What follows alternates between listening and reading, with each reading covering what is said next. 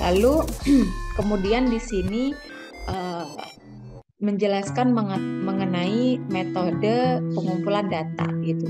Nah, jadi di dalam metode pengumpulan data ini ada beberapa yang akan saya jelaskan. Yang pertama di sini adalah partisipasi. Jadi apa sih gitu kan yang dimaksudkan dengan partisipasi?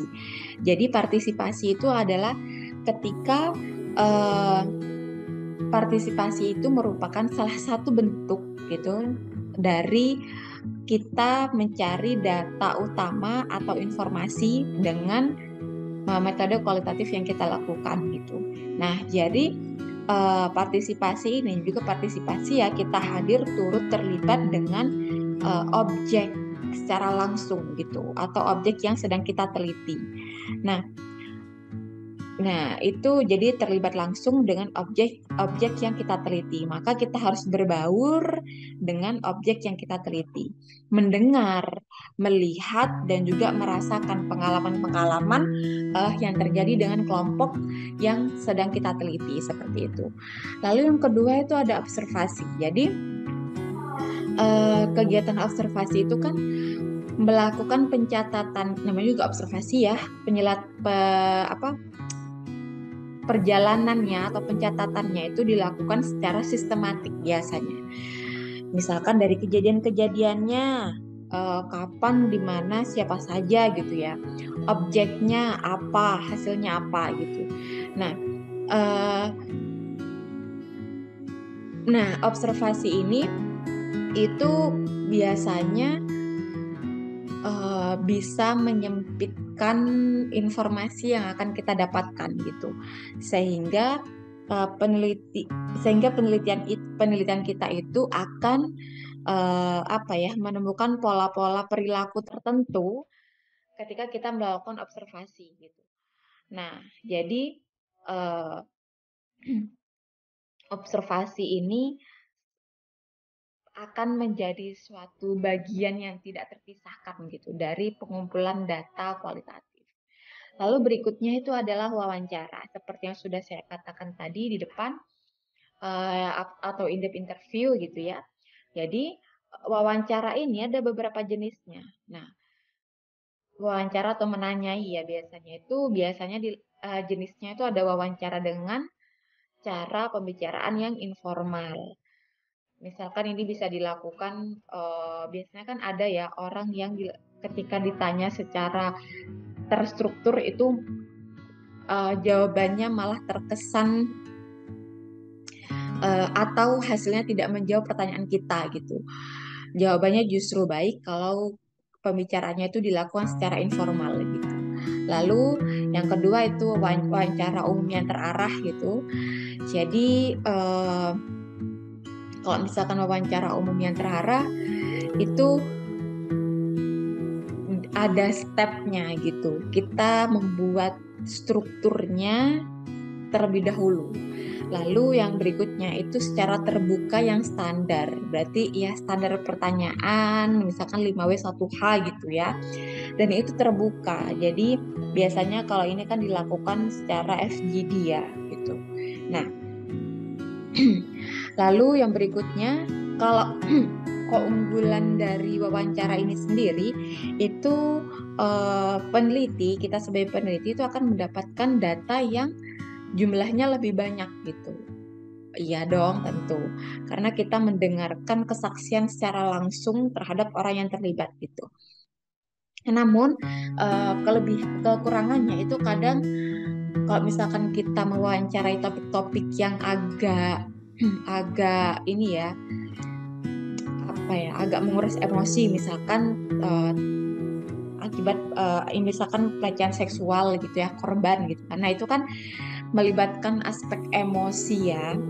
Nah, biasanya itu hasilnya kan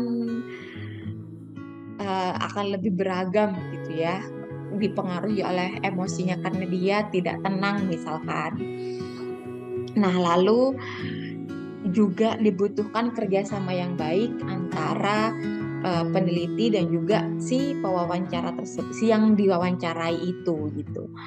Nah, di samping itu si peneliti ini tuh harus mampu memberikan pertanyaan-pertanyaan yang dapat menimbulkan jawaban yang panjang lah. Kalau cuma ditanya siapa nama Anda, di mana Anda bekerja, nah itu kan jawabannya pendek-pendek ya. Tapi bagaimana kita menimbulkan pertanyaan yang jawabannya panjang gitu. Nah itu membutuhkan skill khusus. Namun diakali dengan kita membuat skrip seperti itu. Nah, kadang juga gimana sih kita bisa mengolek jawaban yang jujur? Karena kan terkadang ketika kita bertanya kan tidak semuanya dijawab dengan jujur ya, ada yang ditutup-tutupi misalkan. Nah, apalagi kalau misalkan kita partisipannya itu adalah orang yang sudah berumur, misalkan biasanya itu cenderung yang dikatakan itu berulang-ulang gitu. Nah, bagaimana kita mengantisipasi hal tersebut gitu. Lalu yang berikutnya itu adalah kajian dokumen. Nah, jadi kita mengumpulkan data informasi dengan membaca dokumen yang sudah ada. Nah, biasanya ya ini kan sudah dokumen-dokumennya itu sudah ada, tinggal kita baca aja gitu. Biasanya seperti surat-surat, pengumuman, ikhtisar rapat, terus pernyataan dari misalkan kebijakan tertentu gitu tuh bisa gitu ya. Nah, jadi tidak terlalu sulit untuk mencari data-data ini gitu. Nah,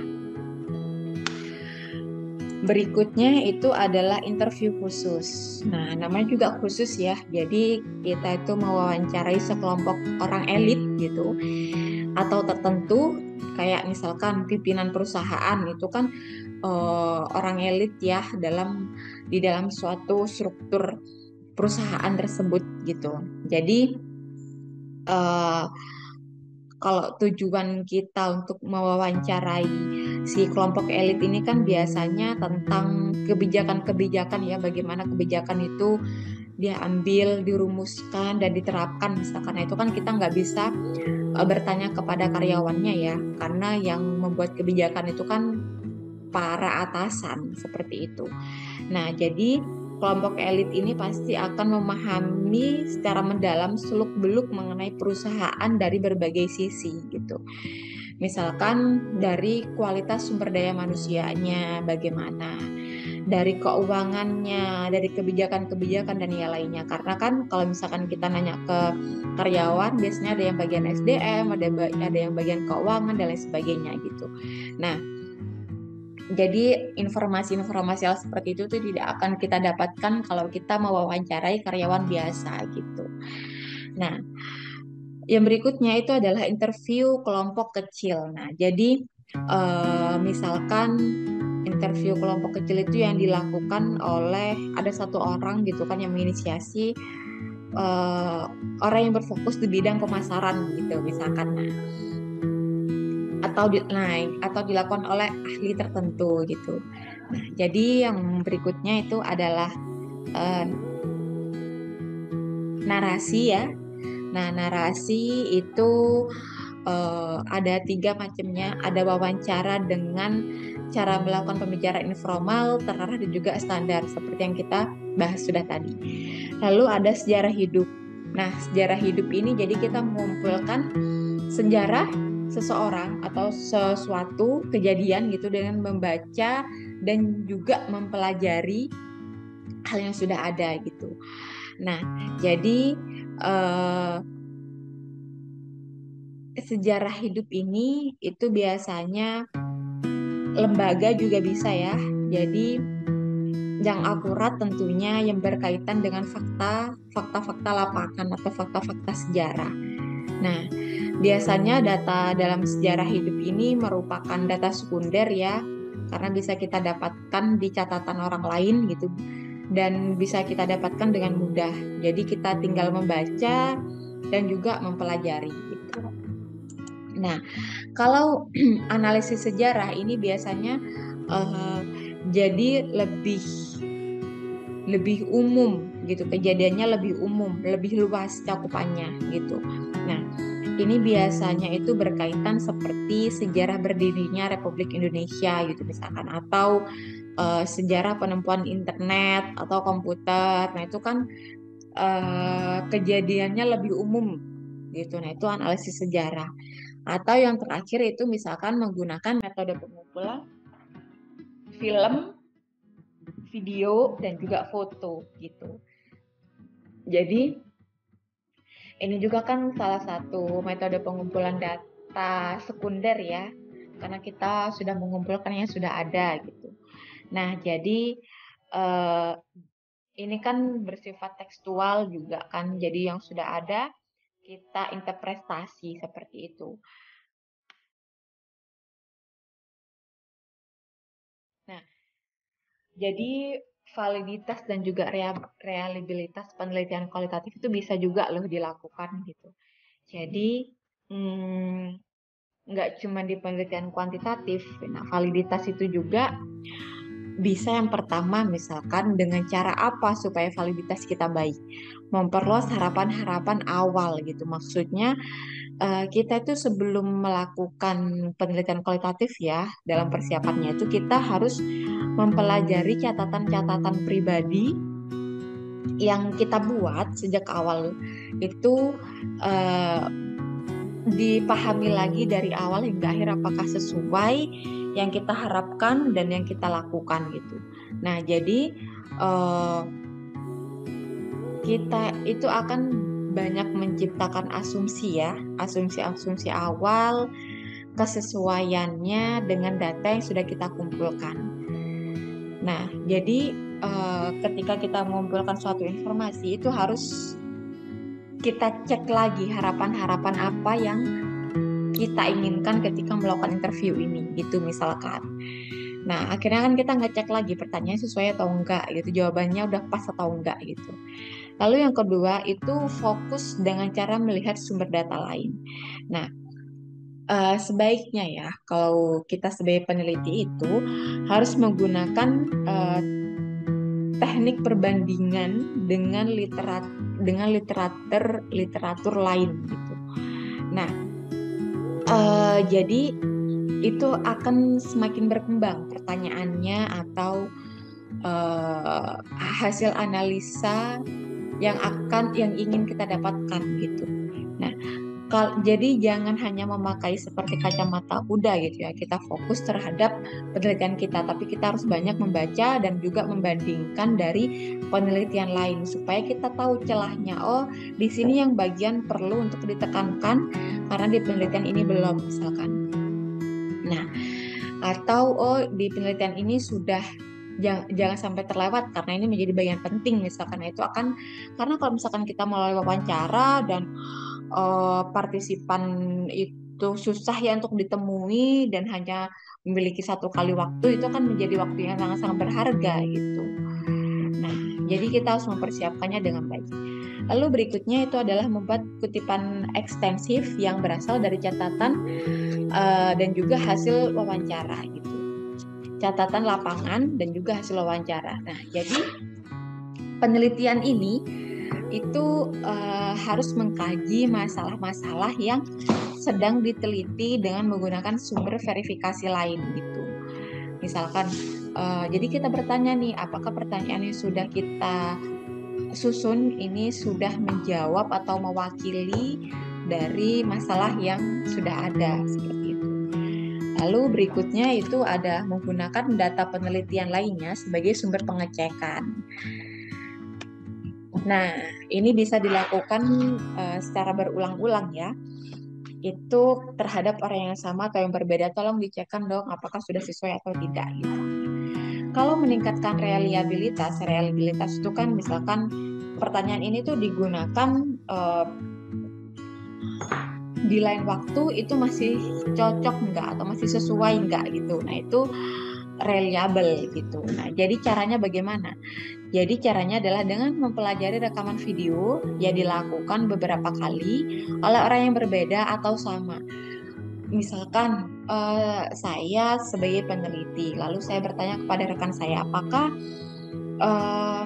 rekaman ini sudah cukup menjawab dari pertanyaan yang saya ajukan gitu ya. Nah, jadi itu kan jawaban yang diinginkan itu meskipun diuji oleh orang yang berbeda itu sama hasilnya gitu. Lalu berikutnya adalah mendengarkan selama beberapa kali rekaman audio oleh orang yang berbeda atau sama juga.